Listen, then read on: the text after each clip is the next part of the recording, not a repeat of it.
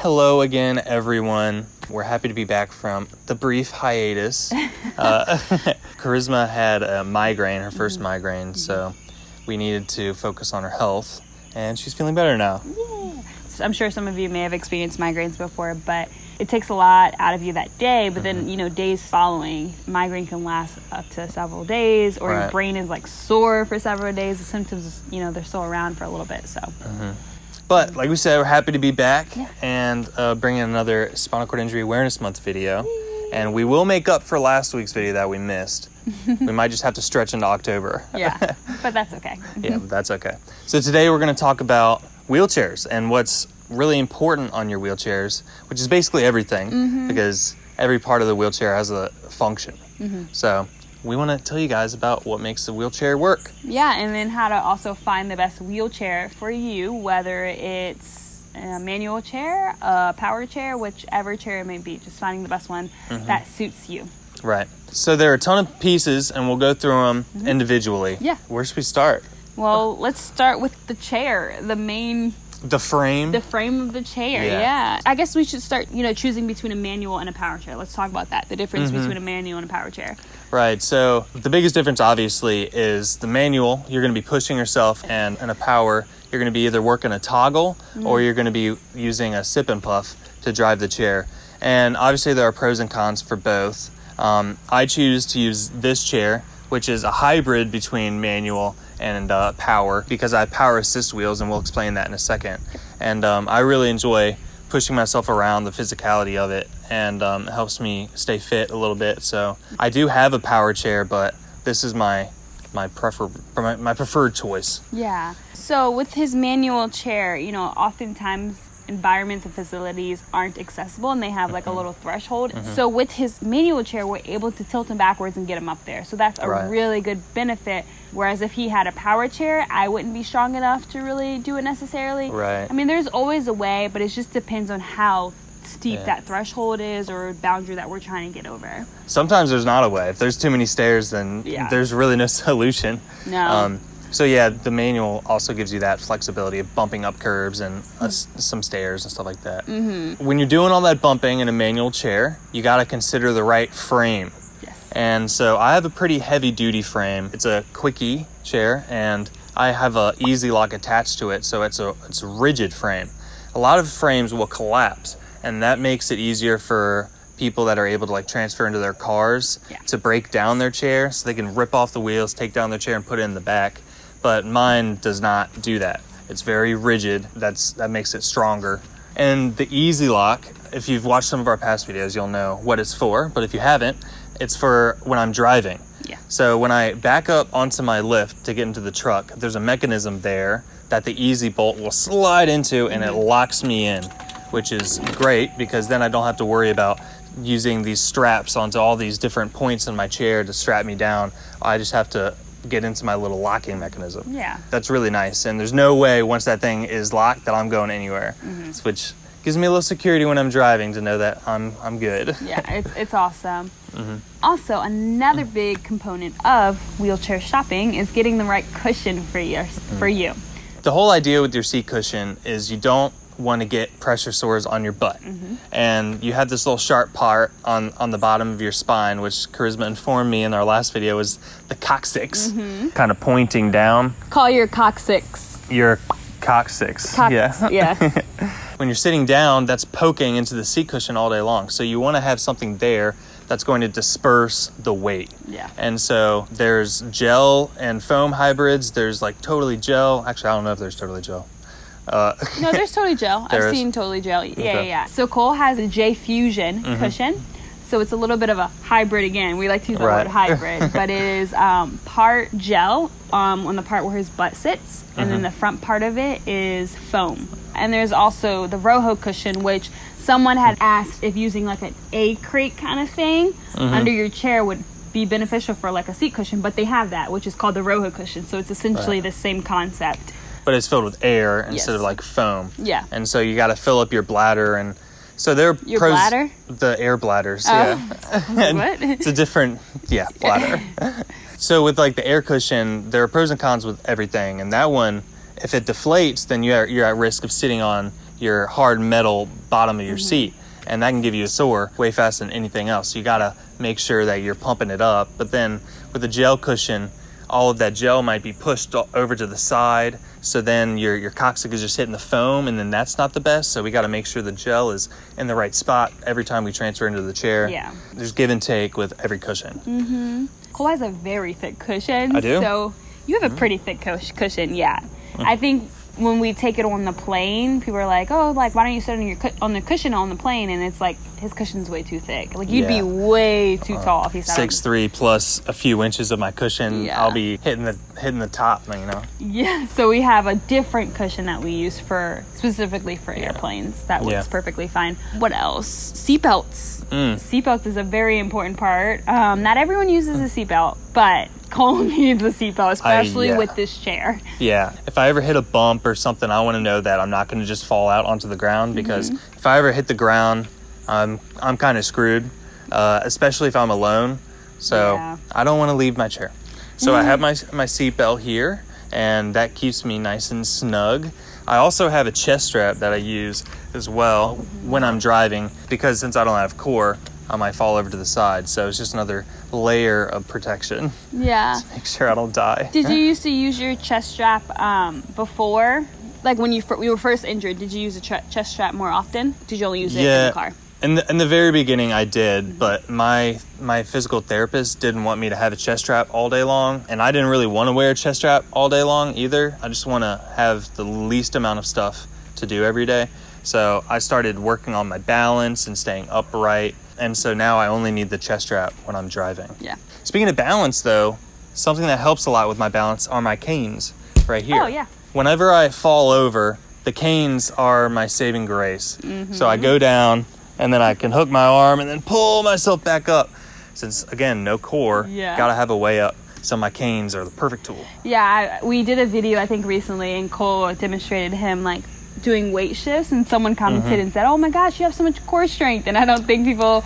He didn't get any core strength. So that's how he's able to get up when he falls over. Sometimes he misses those canes and then he can't get up. And he needs help. But Cole uses those canes really well. I know one time, this is my fault, but I had put his canes down. I was just about to bring this up. Were you? Yeah. I had put his canes down, like I was sitting on his lap somehow. And sometimes the canes get in my way, so I put it down so I can rest a little bit better. And I forgot to put him back, and so he had fallen over because he was messing with me somehow, and so he was going to catch himself, but he realized it wasn't there. I went down and said, no! Oh, crap. I actually fell right there. No! Yeah, so the canes are really nice. And that's also very helpful when I'm like bumping up curbs and stuff for the person that's lifting me. It gives them something to grab onto. Yeah. People often ask why Cole doesn't use armrests, which can be very beneficial when it comes to, like, you know, falling over. Or comfortability too. Having something to rest your elbows on. Working on his posture. Armrests are really good for that as well. But why don't you use armrests? That was another thing that the PTs didn't really want me to have, because it's very easy to get accustomed to like having something to lean on like this, and sometimes it can be worse for your posture if you're not conscious of staying upright. It's just another thing that I didn't want to start relying on. And also, I have a mentality of like less is better, so I don't want to wear my chest strap every day. I don't want to have stuff to lean on. I want to try to rely on my own body power, you know. Yeah, and find ways to strengthen yourself without relying on these tools. Yeah. I totally understand that. Armrest can be really beneficial as well, though, when it comes to weight transfer. So pushing through the armrest to weight transfer. But since Cole doesn't have triceps, he can't use that mechanism to weight transfer anyways. So it wouldn't benefit him for that. If you don't know what a weight transfer is, go to our Instagram. We recently covered it. In our last video, we talked about weight transfers as well. Yeah. We just made a recent post on our Instagram about weight shifting and pressure sores. So before we move on to the wheels, we'll talk about my seat back. So your seat back is another important part of your wheelchair, and you want it to be fit just right for you. And because of that, a lot of seat backs are customized to the person. I don't think mine is, but it works for me really well. It has just enough of a curve on it that it gives me some support to the sides, but not so much that it's like totally wrapping me around and not allowing me any flexibility either. And it's also pretty lightweight. It's like a carbon fiber material or something like that. And it's really important that it is lightweight, because when you're pushing a chair around all day long, You want every piece of the chair to be as light as possible. Otherwise, you're just going to be exhausting yourself 24/7. Also, his seat back is very cushioned, so there's a protective layer on it. So that he's not resting on anything too hard that could be, you know, hard on his spine or like, you know, his ribs or anything. So it's really protected. And as long as it keeps you aligned, it's going to help keep your spine aligned as well. So you don't end up having a real curved spine. Yep. All right, that's all like the hard parts of the chair itself, but the wheels, obviously on a wheelchair, are the most important. Starting with the casters. I had a very interesting sort of experience with my casters because on my first manual chair, I had very thin and a small diameter caster. So what that meant for me was when I was rolling around, every time I hit a curb, like a tiny little like crack, or if I even hit like a piece of gravel on one of my casters, my whole chair would lurch to a stop. And that sucks. You don't. It's like if someone trips you while you're walking on the sidewalk or something. It's the worst.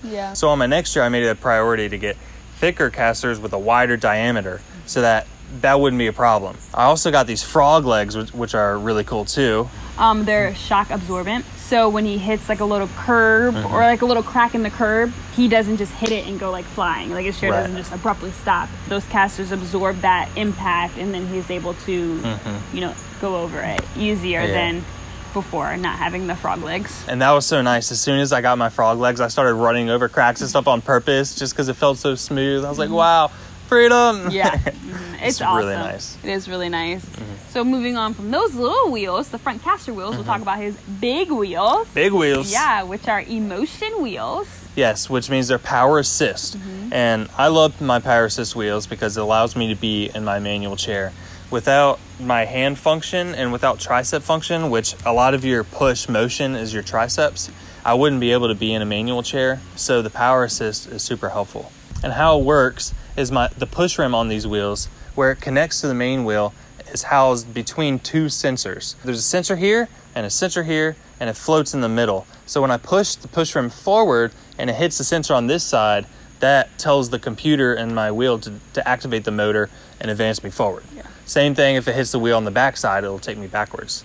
So it's really intricate and it's really delicate too. And so that's why I cringe when I watch people like get my chair off a plane or something, because they're not taking care of these wheels. And I mean, it's a freaking computer and it's really expensive. Very expensive. So if it gets damaged, I mean, it's like breaking my leg. And I wouldn't be able to afford to replace it. So yeah, it's really important. And I love them. Yeah, they're highly customizable, so they fit perfectly for Cole and the amount of function he has and the amount of assist that he needs. So if I were to get in that chair and try to push it like I would normally would, I would go flying because it's for him and he doesn't have the grip strength. I've done it and I'm like, oh my gosh, I almost like ran into a wall. So it's... The first time my mom used the power assist wheels, she hit them so hard that her whole chair went backwards. And if not for like the wheelie bars on the back, she probably would have cracked her head open. Obviously, we don't want that. So exactly. When he says wheelie bars, he's talking about his anti-tippers. Right. Which this is what we call them in the hospital, the anti-tippers. So your chair doesn't tip backwards. So a lot of people have those. Some people don't. It just depends on what you're doing in your chair. Yeah. We chose to take mine off because they get in the way of like bumping up curbs or steps and stuff. So it's just annoying taking them off, putting them back on, taking them off, putting them back on. So we just left them off, and it forces me to be safer in my chair too. Yes. Yeah. That's the whole chair, right? That's the whole chair. He has a few accessories that are really helpful. So his cup holder. Love my cup holder. Yeah, we got it from Amazon. So if you're interested in getting a cup holder for your chair, you can click on the link in the description, and it gives you, it shows you that cup holder as well as other tools that we use in terms of close care and other things. Lots of good stuff on there. Lots of good stuff. And then he also has like a little padding around the front so that he doesn't like scratch his legs up. You know, it keeps his legs really padded. I know that was a lot of stuff about the chair, but there may have been things that we didn't cover because obviously there was a lot about a chair. So if there's any questions about things that we didn't cover, just put them in the comment section below and we'll try to answer any other remaining questions.